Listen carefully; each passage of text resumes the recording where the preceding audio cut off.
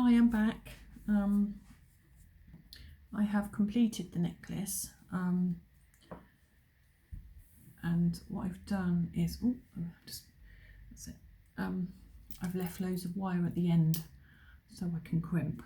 Obviously this end's already done at the beginning, and basically I put this on the bottom. Obviously it sort of sits flat at the moment, but obviously when you wear it, it will be sort of against you, so you know it won't move from that position, but it's just hanging, it's just kind of flat and looks a bit weird. But yeah, it's come out okay. Nice shiny colours. What I will do is do like a short sort of display of what I've made. I'm going to make another, before I upload, I'm going to make another necklace so that I can show you sort of two necklaces that I've made with the beads that I've just showed you. So it'll be, a lot easier to see them better. So what I'm going to do now is, on the end that you've already crimped, make sure that the tail is tucked in that first bead. Make sure all the beads are pushed up, and then what you need to do is, there's quite a lot of wire here, so I normally cut a bit off just so that I can sort of work better, otherwise it gets too long.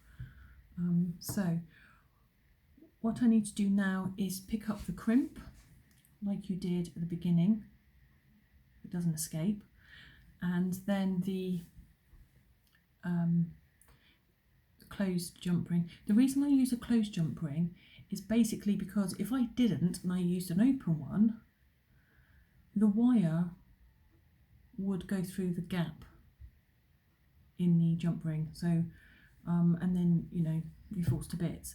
So I put a closed one on, and then I do the same as I did at the beginning. I put it over the top of the jump ring, back through the crimp, and then I make sure that obviously those two wires are parallel and not twisted. And then what I do then is I push it through that first bead, and then I pull, she says. It's because it's twisted itself, so I can't pull the wire, which is annoying.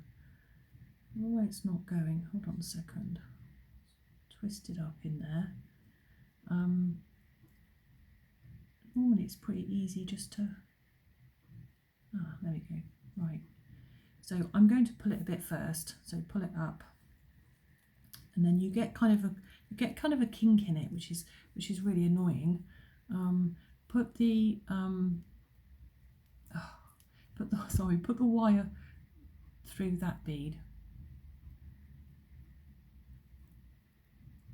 and then pull it.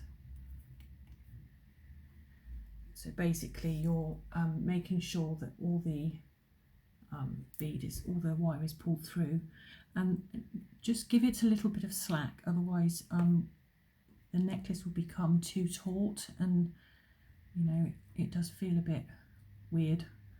So those two wires are now parallel. I'm now going to get the chain nose or flat nose, and I'm going to place that over the crimp, and then I'm going to make sure the pliers are straight, and then I'm just going to push down.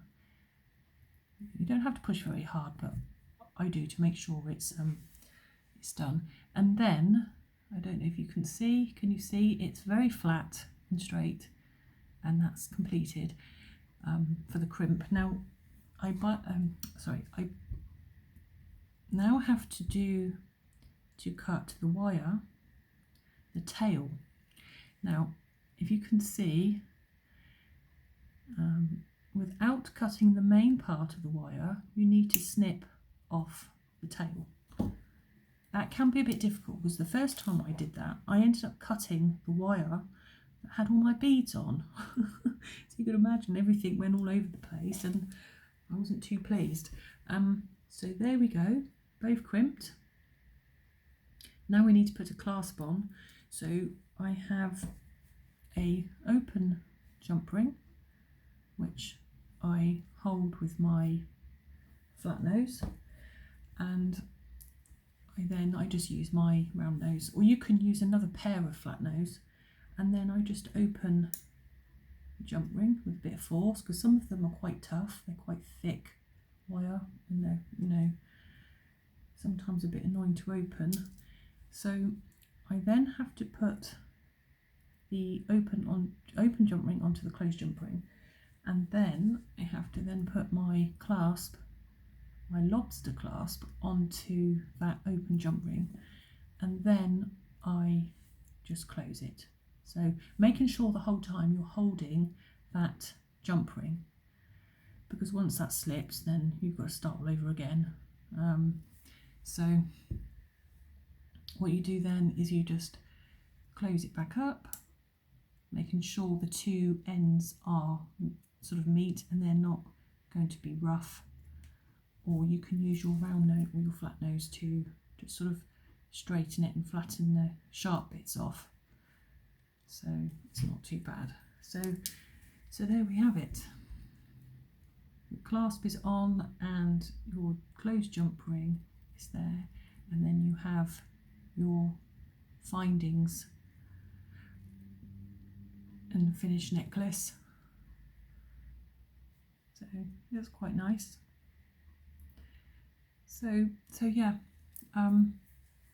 if you have any questions about anything regarding findings or beads, or just send me a message, or you know, I can answer best I can on that one.